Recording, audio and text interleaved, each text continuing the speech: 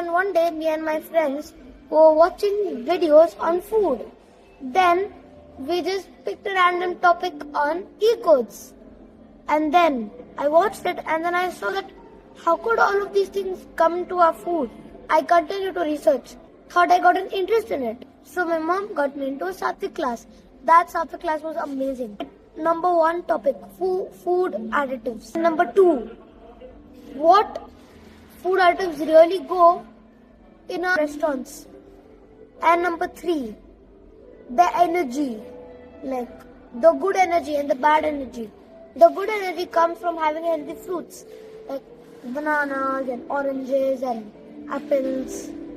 And the bad energy comes when we have these things like pizzas and burgers and chips. What are Ecodes?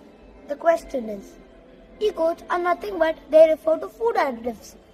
And they have some purposes like to add color to food, to preserve food, to prevent from going rancid, to stabilize the food, to emulsify the food, to thicken the food, to enhance flavor to the food, and many other more reasons.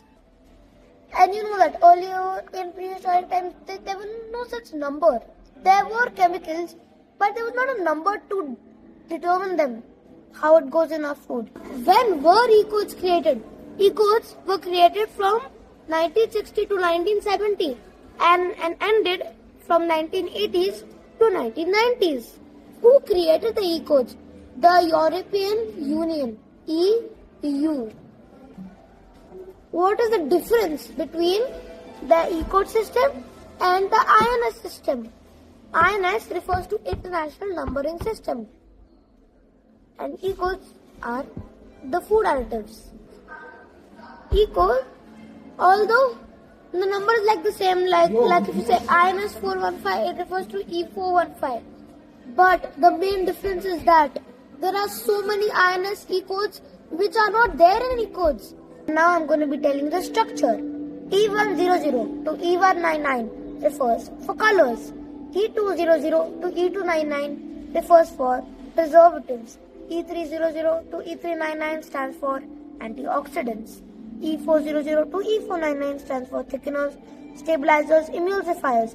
E500 stands for leavening agents and anti-caking agents. E600 to E699 stands for flavor enhancers. There are some Ecodes which are safer than the harmful ones, which include number 1, sorbic acid. E300, it refers to vitamin C, but still it is not derived from your natural oranges. It's derived from fermenting glucose, which is a synthetic process. It's not like really artificial, but it's synthetic. Number 2, E101, riboflavin, vitamin B2. It is an essential nutrient required by our body, but it's derived synthetically. E948, oxygen, and pretty more. And now these are the most notable harmful Ecodes.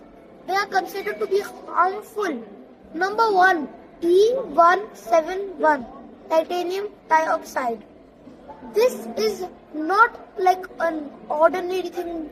It should not be treated like a normal Ecode. It is literally harmful, which when eaten is very harmful. It has small nanoparticles which accumulate in your body parts over time, and then it does some harmful damage in your body, and it can even damage DNA. The second notable Ecode includes E173 aluminium, means plain aluminium.